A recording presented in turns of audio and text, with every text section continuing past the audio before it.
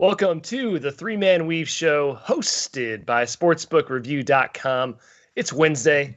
Got another great slate of basketball for you. Ky McKeon, Matt Cox, Jim Root of the Three Man Weave. Guys, while you're here, before we start the show, please like and subscribe to SBR Sports Picks, the YouTube channel you're watching right now, and go to sbrpicks.com/NCAAB for more college basketball content, including our daily videos. Fellas, welcome to Wednesday. Let's do takeaways before we get into this slate of games. Matthew Cox in St. Louis today. What did you see on Tuesday? Yeah, back where it all began, Mr. McKeon. Well, what I learned is that my alumnus arch rival Purdue is trending upward. And you got to buy your stock now because the Boilers are now 4-0 in their last four against the number.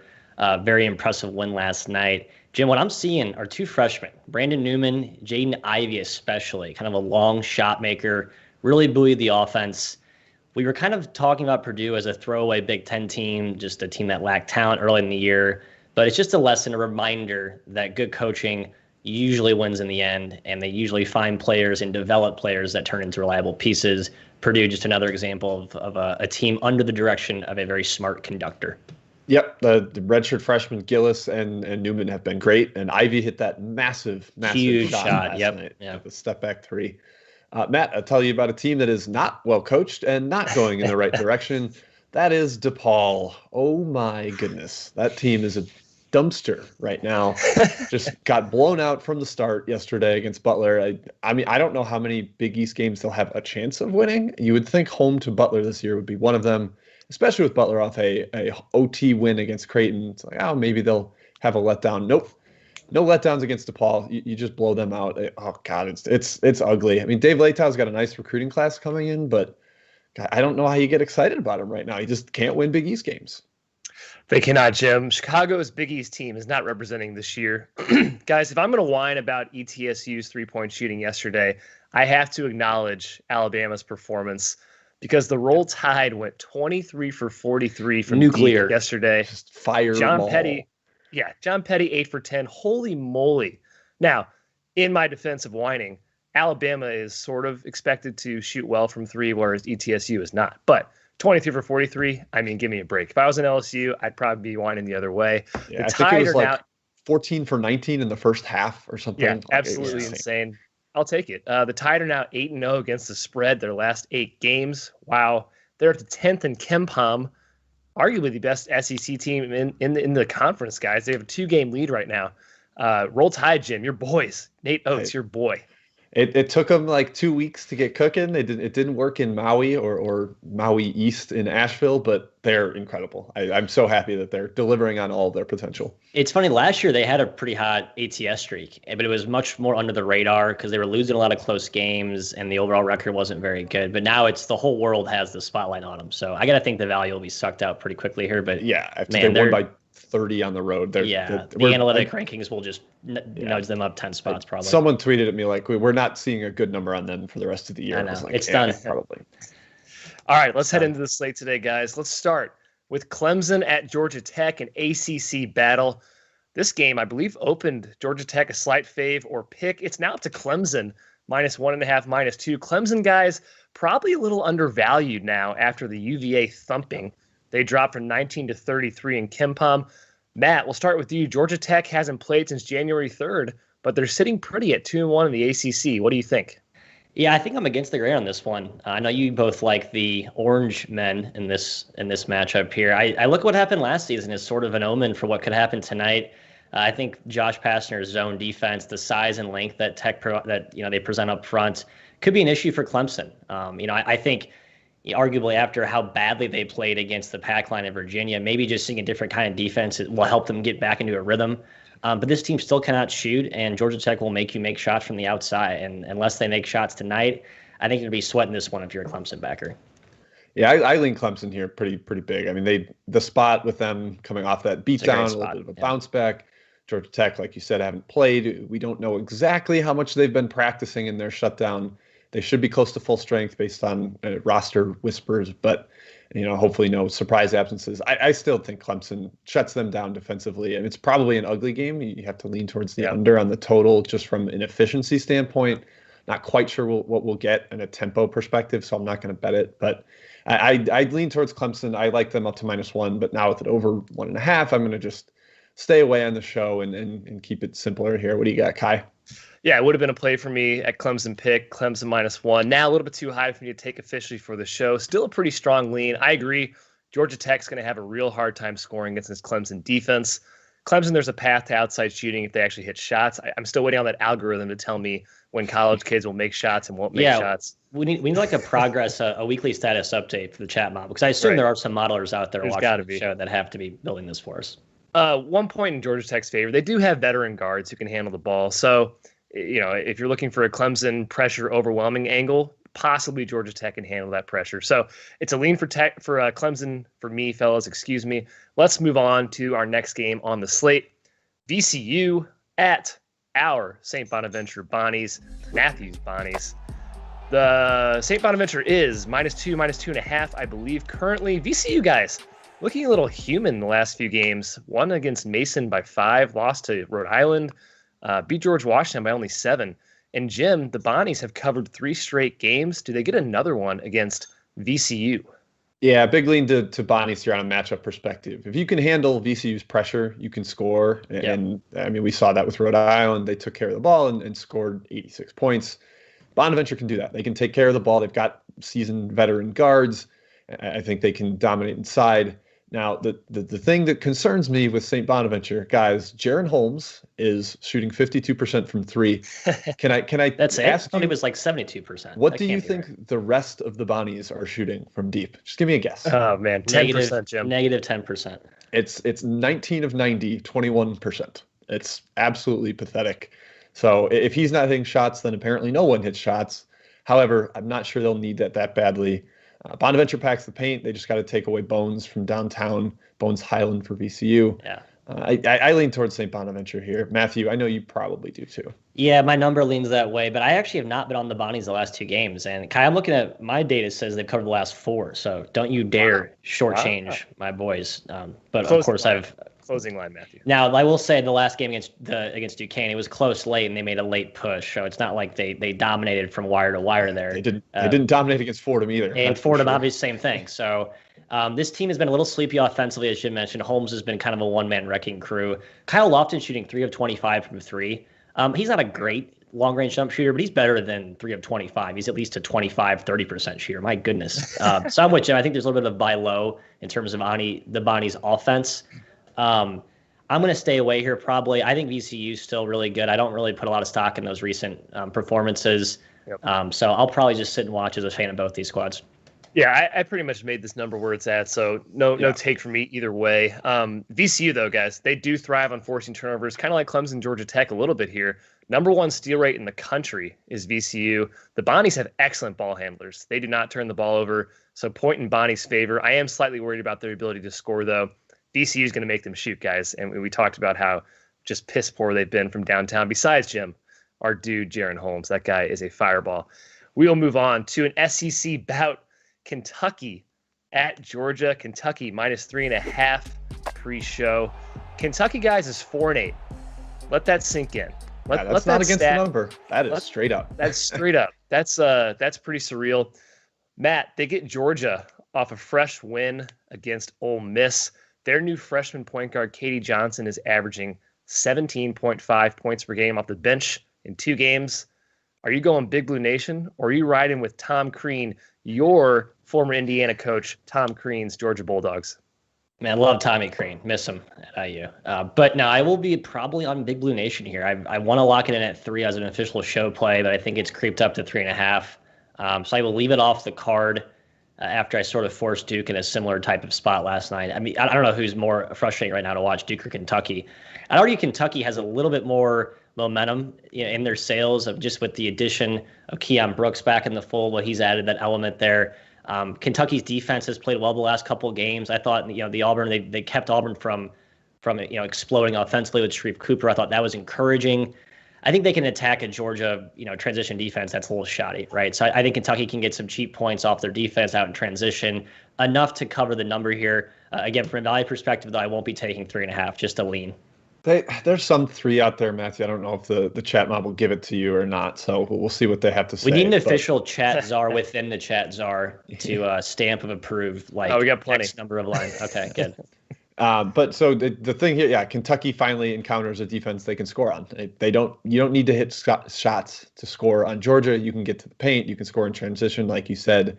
I think this sets up nicely for Kentucky to win and cover. Georgia off that nice win. I maybe a little bit of a letdown for a team that I don't think is overly talented for the SEC. So I would lean towards Kentucky here, but nothing strong enough to take it. I made this number about Kentucky -4. So. It feels so much like the Duke Pitt thing. There's so many of the same angles, and I just watched that nightmare, and so it's tough for me to be as confident in what feels like a very similar spot. But I will be stubborn.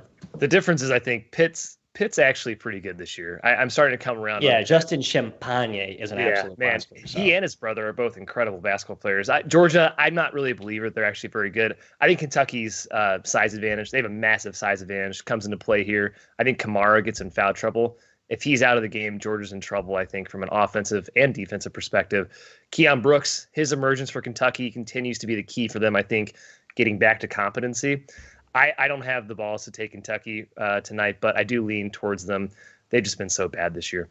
Matt, you're getting a 3 stamp of approval if you want it. I'm in. Who gave it to me? I want to know who my official our guy Joe. Endorser. Our guy Joe says Appreciate you, Joe. Appreciate you, Joe. I owe you. Yeah, thanks, Joe. Appreciate that. How when Georgia wins outright, we appreciate it. Moving on to Auburn at Arkansas, another SEC battle. This spread is shot up there, guys. -6.5 for Arkansas. I think I saw a touch 7 even. Auburn is such a different team with Sharif Cooper in the lineup. 3 straight covers, 2 straight wins for Auburn. He is the #1 used player in the SEC currently in conference play. He draws the most fouls per 40 minutes. He has the #1 assist rate. Jim, he's averaging almost 10 assists per game so far, and Arkansas has been pretty bad since Justin Smith went down. Who you got in this game? I kind of lean towards Arkansas, which feels wrong considering the trajectory that both of these teams are on. Arkansas has been blown out in 2 straight games. Auburn's been great with Cooper, like you said, but this feels like a buy low, sell high. We get road Auburn and home Arkansas usually trends towards the Razorbacks. I made this number about what it is, so I'm not going to take, but I just think this Arkansas team is due to play well, which maybe is fool's gold, but they're going to have a good game eventually. They can't keep laying eggs like this. They're too talented. And Justin Smith getting back in the rotation, like you said, is enormous. He started last game, should be a little better, a little healthier this time, and he's been great for them when on the court. So lean towards Arkansas here, but nothing serious. Matt, what do you got? Yeah, Justin Smith's the key. We saw how important he was to this team on the glass and as a versatile defender before he went down. Returned last game against Alabama. They were destroyed, but Alabama's destroying the 96 Bulls right now. So I kind of have to put that aside. Second game back for him. He'll be critical, helping keep Auburn off the glass, defending some of those wings they have there. But and also I think Jalen Tate at the point of attack is a great matchup for Sharif Cooper. Has probably 5-6 inches on him, can give him some space, can lay off, but still contest his shot. So I think the matchup sets really well for Arkansas. I just think the line's a little too high, so I won't be taking it. Yeah, I agree. Spot-wise, you got to like Arkansas. They're much better at home. Obviously, coming off those 2 blowouts, LSU and Alabama. I mean, my gosh, they're just ugly, ugly games. This first matchup, Arkansas won by 12. There was no Sharif Cooper in that matchup, guys. That's right. I think Sharif Cooper continues to be the key for me. They're just better equipped to handle pressure now with him handling the ball. So much more dynamic. So I do lean towards my number, which is Auburn, around +6 right now. No official take there, just a lean. And that does it for the first round of games here. Chat mob questions. Who's my czar? Let's head into it. I got a few. Go for it, Matthew. Peter F. asking about, we'll go right to SoCon, right to mid-major land to kick us off here. So get the juices flowing. VMI versus Furman. Wants to know if VMI can hang around as they've been a thorn in everyone's side, except for last game when East Tennessee can't miss a shot from the outside. Ky, I know you were a VMI backer in that game are still licking your wounds. Any interest in going back to the VMI well against the men of fur, as we call them, the fur men? No, I actually lean towards Furman in this game. VMI is going to have no trouble running with them, or no issue running with them, we'll say. And I think that sets up well for Furman, a team who I've been on quite a bit and frankly haven't been fantastic as a big favorite this year. Yeah. But I do lean their way tonight, Jim. Yeah, they're 1-4 against the number last 5, and the only cover was a late fork against East Tennessee State that they really didn't deserve. Right. But They are 9-1 against the spread in their last 10 against VMI. So that is, bodes well for them. It seems like Bob Ritchie has handled Dan Earl's defense. I lean towards Furman here as well, but I'm not gonna take it. I'm gonna selfishly go to my guy CC asking about Rhode Island versus Duquesne because this is sort of an alley-oop for my best bets. I'll just go ahead and spoil it right now. I'm locking in the Dukes at +5, +5.5 if I can get it. Joe, give me the gavel, the bang gavel of +5.5 for approval. But I saw some 6 pre-show, so I bet you'll probably have that. If I can think get 6, I'll 5, jump for joy. Yeah, okay, I think 5.5 is what I wrote down. Yeah, 5.5 it is. Listen, this team is going to be without their starting point guard against Rhode Island's pressure. So matchup-wise, not a great feel, but the numbers just, it's gone way too far. There's a lot of value inflation with Rhode Island with the blowout coming off of their, second half comeback / blowout against George Mason. Duquesne, while 2 double-digit losses in a row, I thought they were more competitive than the final score indicated. Keith Ambrose seems to be encouraged from what he's been talking about in the some of the pressers that he's had, some of the articles I've read. I think this Dukes team is going to be okay, even though they are still a little undermanned. So I will be on the Dukes. And you guys joining me here? I'm joining you, Matthew. I'm not super enthused about it, but I think they'll be. They're going to make games ugly without Sincere Carey, and I think they stay close, they hang around. Keith Dambrot's a good coach. I will join you on the Dukes. Leaning your way, Matthew. Good. Leaning your way. It's a coaching mismatch is what I'm betting on there. Hoop Mixtape asked about Valpo versus Loyola. The Ramblers off of their 40-point win over Northern Iowa. The game was never competitive. They're about impressive start. Yep. Valpo coming off a tough loss, I guess a couple of tough losses, got swept by Missouri State, then got blown out by DePaul, a team that we just spent the first part of this show making fun of. So not a great look there. I actually like Valpo, though. I think the line's very high. I saw it around 11 to 12. They could be without Nick Robinson, one of their best players. Ky, do you have any takes here at all, or are you going to sit in the sidelines? My number says to take Valpo, but I don't trust it, Matt. I really don't. Loyola's been just frankly a wrecking ball in Missouri Valley play. Valpo, like you said, has not been impressive. I don't think I can bet on Valpo without Nick Robinson being in the lineup for sure. Yeah, same way. Not taking Valpo. Well, I trust my numbers, so you guys should develop that relationship with your power ratings like I have. My number doesn't say to take it. How dare you? Well, Ky's numbers have trust issues. Yeah. So do we have Washington, Colorado on the outline? No, we do not. I don't believe so. No. Kyle Holtz asked about it. Is it just auto fade Washington at this point, or is the value gotten too far? I lean that way. Yeah, value seems like it's gotten too far, but Colorado is so much better. They're the best free throw shooting team in the country. I would lean towards the Buffs. I have no interest in being on Washington when they can easily shoot 5 for 32 from 3 and the most frustrating team in the country. All right, let's do one more here. Khalid Rice, Khalid.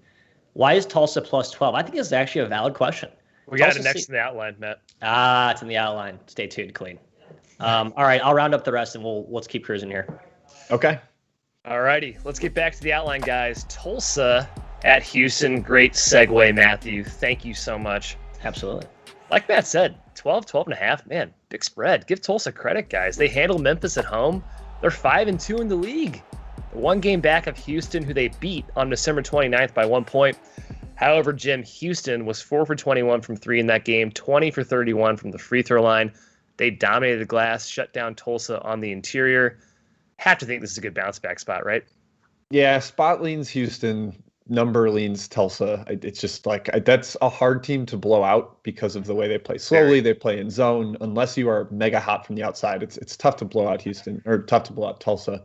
But that revenge angle does make me lean towards Houston.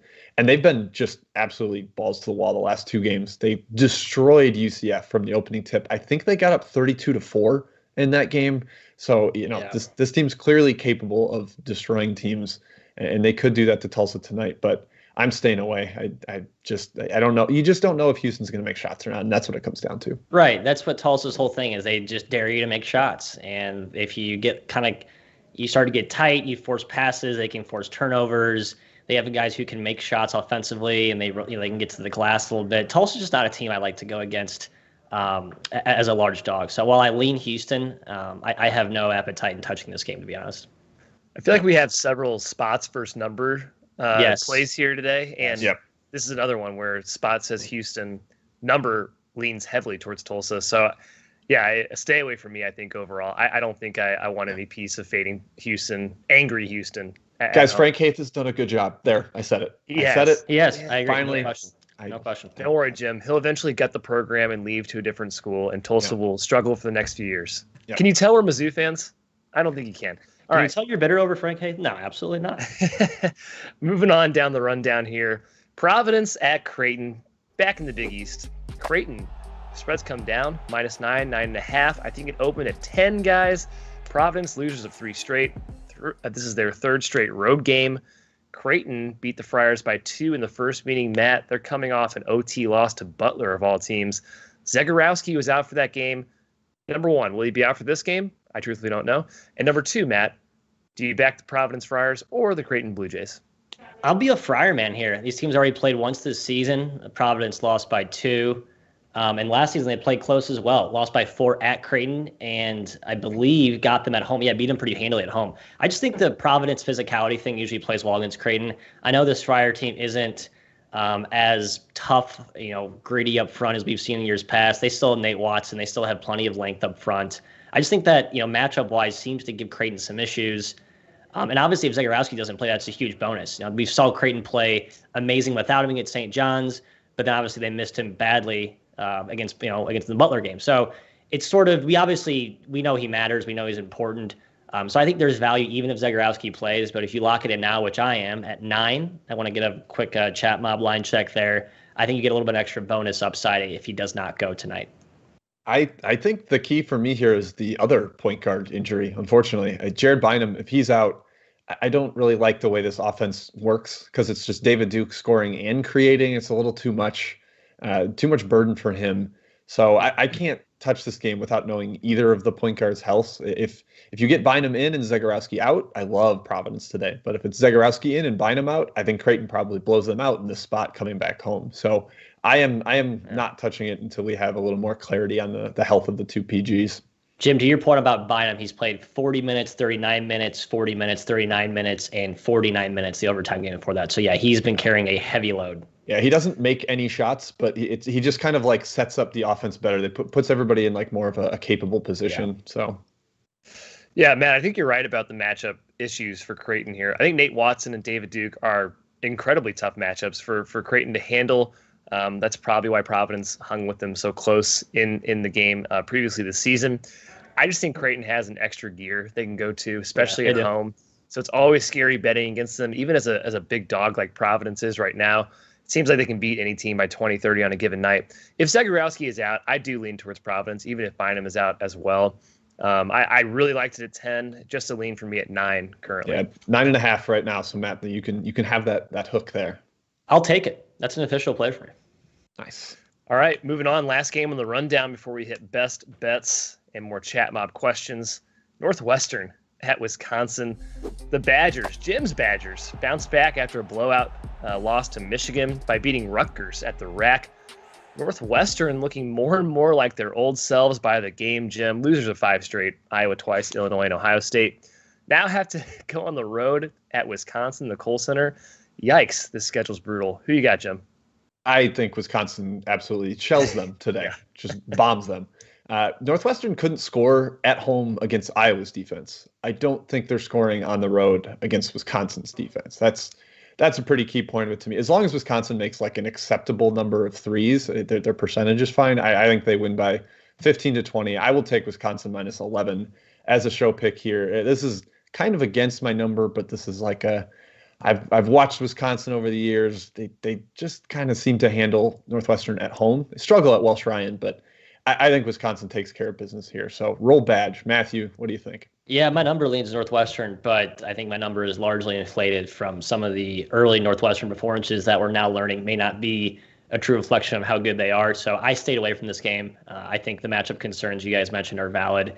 Northwestern just seems to be relying on guys like Chase Audige and Boubouille to make shots.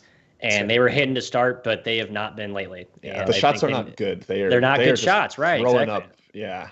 And they're tough shot makers, but they're kind of erratic, and they need a secondary and third scoring options. Miller Kopp's been solid, but I just think they need more. They just don't have that gear that a lot of these upper half Big Ten teams have. Yeah, Deej was on fire against Ohio State to start. Luckily, the Buckeyes covered that one. But Boo Buie has been absolutely terrible last few games. I mean, he went, I think, 3 or 4 games without scoring a point after scoring 30 points early on in a game earlier this season. I think Wisconsin puts them in the crock pot. I think they outclassed them tonight at Kohl Center.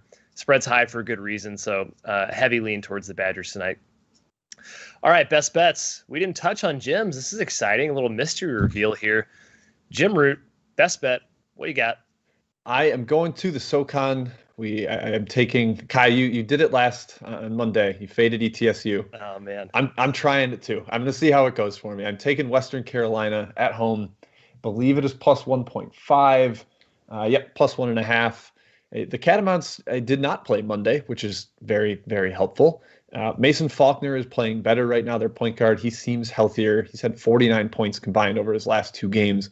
That is a very good sign. He makes them go. And I just think the matchup sets up well for them. And I don't think ETSU has the bananas out of body shooting experience that they did on Monday. So give me the Catamounts as a very, very narrow home dog. Yeah, spot's great there, Jim. I think you have the winner. My number has too much respect for ETSU though, so I will not be joining you, unfortunately. Your number knew that ETSU was going to shoot out there. It did. My numbers are very smart. They have a mind of their own. They do. I'm still not over that game. That was frustrating to watch. Yeah, that was absurd. Like we were hitting like 1 foot step backs. I mean, that was incredible. Just good shot making, I guess. All right, Matt, what's your best bet? As I mentioned earlier, Duquesne plus 5.5. I appreciate the hook gift from the chat mob. I will be taking that gladly. And hopefully they can take care of the ball tonight against Rhode Island's pressure. I think that's the one key. If you look at the box score and see 12 turnovers at half from Duquesne, that could be a recipe for disaster. But just take care of the ball, Dukes. We'll be fine. Grind it out. All right, guys, my best bet. Check me on the spread here. This probably came down as we went through the games. I got Chattanooga. I'm sticking in the SoCon. Chattanooga +1 is what I saw pre-show. If you're going to give me pick, whatever you want to do. -1. I don't care, guys. 4th game in 7 days for Samford. They're coming off a tough battle with Western Carolina. Chattanooga, of course, got crushed by Wofford on Saturday. This is, in the first matchup, Chattanooga won this game by 5 at home, but Samford had a guy named Myron Gordon on the floor. He scored 18 points off the bench. He should be out for this game again, dealing with a knee injury. Chattanooga forced 16 turnovers in that first game. That should happen again. And they also shot well in that first game. That's been happening all year. Chattanooga has been killing it from the three-point line, especially in conference play. I think that continues. Hopefully they stop penetration, stop transition. That's the key to beating Samford. I made Mox a fave, so I would gladly take them as a dog against a worn-out Samford squad. I'm with you, Ky. I'm joining you. Nuga +1. Let's do it. Nuga +1. All right, let's finish the show with some more chat mob questions. What you got? We got a lot flying in here. We're going to go all over the board. No rhyme or reason to this order, so stay on your toes here, fellas, and chat mob members. Dominic and many others asked about the Southland special tonight. We got Abilene Christian and Sam Houston State.